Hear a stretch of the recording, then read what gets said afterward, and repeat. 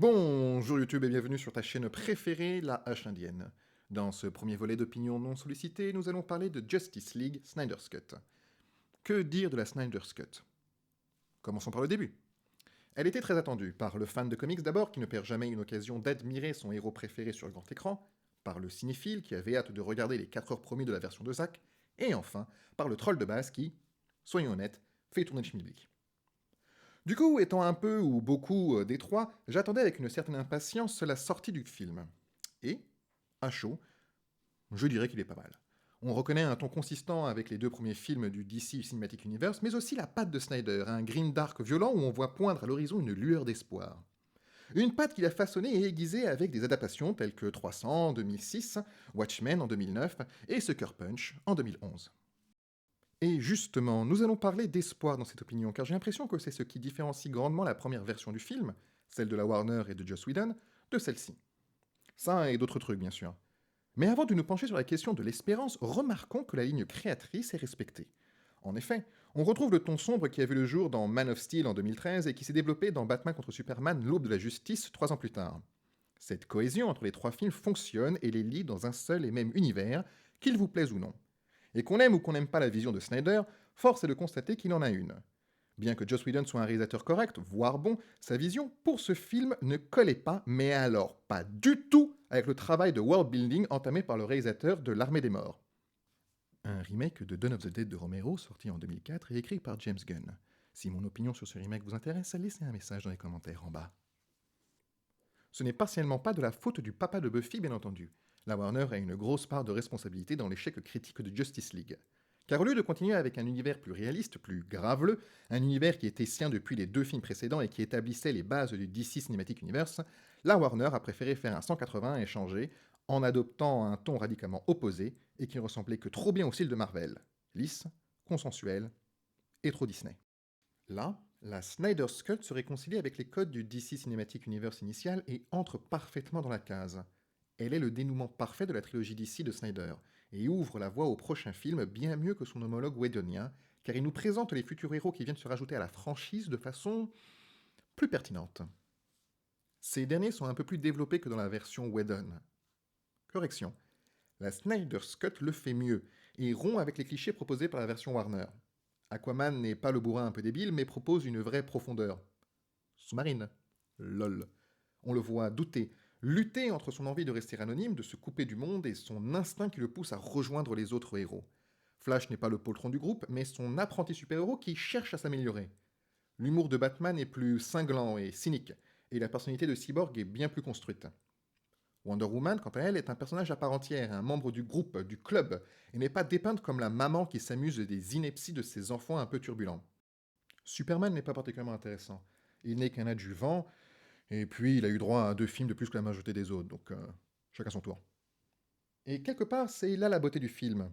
Montrer des individus, chacun avec une forte personnalité, travailler ensemble, et atteindre un but commun ensemble. Retirer un héros du film, et la conclusion du combat final n'aurait pas été la même. En parlant de combat, ceux de Snyder sont bien plus percutants. On sent la puissance des coups, on ressent la violence des affrontements ainsi que leurs enjeux. Pour ne citer qu'un exemple, la course-poursuite sur Themyscira où les Amazones essaient de protéger la première Mother Box est bien plus intense. Elle dure plus longtemps déjà, et elle fait quelque chose de plus que la sortie ciné. Elle présente le méchant du film, Steppenwolf, comme une véritable menace. Il n'est plus le gars creepy qui veut faire des Amazones ses esclaves sexuels. Là, il ne retient pas ses coups. C'est un train en marche, une force de la nature qui ne recule devant rien pour faire gicler le sang et incinérer ses adversaires.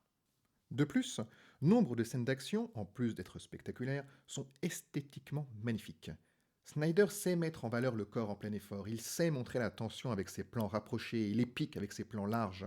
Il prend son temps de bien tout nous montrer, tout nous faire vivre, comme si nous étions physiquement dans un comics. Et le choix des musiques. Il n'hésite pas à utiliser des mélodies lentes et sensibles lors de scènes bourrées d'énergie et de testostérone qui ne font que mettre en valeur de tels moments. Il est difficile de ne pas mentionner l'accent qui a été mis sur la notion de famille et la relation parent-enfant.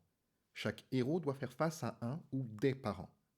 De façon flagrante, Cyborg, dont la relation avec le père est difficile et qui ne devient un véritable héros une fois avoir compris les sacrifices de ce dernier. La grande motivation de Flash est de rassurer son père quant à son futur. Et cette motivation est ce qui lui donne la force de combattre avec la Ligue et de sauver le monde. Wonder Woman semble, au premier abord, être la seule qui vit bien sa relation avec sa mère, ou absence de relation plutôt. Elle continue d'assumer le choix d'avoir quitté le cocon familial, mais on voit les fissures dans son armure quand Steppenwolf parvient à la provoquer en l'accusant d'avoir abandonné sa mère et ses sœurs Amazones. Aquaman, pour sa part, n'accepte toujours pas l'exécution de sa mère par Atlantide, mais accepte de rejoindre la Ligue pour au moins protéger son héritage et la surface où vit son père. Concernant Superman, il doit faire face aux attentes de ses deux pères afin de devenir, ou du moins redevenir, le héros qu'il est. Batman. Enfin. On ne va pas revenir sur les origines iconiques de l'orphelin le plus connu de DC. Ça a été fait un nombre incalculable de fois. L'ami des chauves-souris a quand même droit à son moment paternel. Il a une petite conversation avec un autre personnage qu'on aime détester sur la question de Robin qui est, avouons-le, le fils adoptif de Bruce Wayne. Et comme d'habitude, Batman serre les dents et encaisse le coup. J'ai adoré ce moment car pour une fois, le grand public voit Batman comme un père qui a perdu un enfant. Et ça met en avant ses motivations. Ça explique aussi la violence dont il faisait preuve dans Batman contre Superman. On a en effet affaire à un Batman vieillissant, cynique, qui a perdu la lueur d'espoir qu'était Robin. Et former la Justice League, faire front commun avec les autres héros, est ce qui lui redonne espoir. L'espoir, justement. Snyder le gère mieux que Whedon. Dans la version du film sortie en 2017, Whedon le considérait comme acquis. Batman l'avait suite au sacrifice de Superman dans le film précédent, certes, mais c'était trop lisse, trop facile. Il manquait de conviction à mon sens, alors que la version de 2021 est plus affirmée, car on le voit changer d'un gars riche qui veut booter les aliens hors de sa planète à un gars riche qui veut booter les aliens hors de sa planète à tout prix. Blague à part, Bruce Wayne reconnaît ses fautes et veut les corriger. Il se montre humble et n'essaye pas d'écraser l'opinion de ses coéquipiers. De plus, c'est l'espoir qui vient sauver les héros. Lois Lane en est l'exemple flagrant. C'est la foi de qui la convainc de reprendre une vie normale et c'est, en retour, sa foi en Clark Kent qui sauve Superman et par extension la Justice League. De notre côté, espérons que cela sauve aussi le DC Cinematic Universe, parce qu'après tout, c'est un univers qui mérite d'être développé, renchéri et corrigé.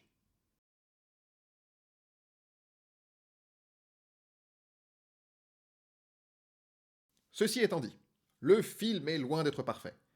Il a créé des incohérences avec les films qui ont suivi, surtout Aquaman. Et Mera a un accent britannique horrible. Et les effets spéciaux laissent à dire par un moment. Bref, on va s'arrêter là. Il y a encore beaucoup de choses à dire, peut-être dans une autre vidéo un peu plus développée. Je vous laisse mettre des commentaires pour me dire à quel point je suis intelligent, beau et brillant, ou pour étoffer le débat. Je vous abandonne, merci de m'avoir écouté, et à la prochaine, peut-être. Bye bye. Et sinon, je vous laisse mettre un like, vous abonner et activer la cloche pour rester au fait des prochaines sorties. Merci.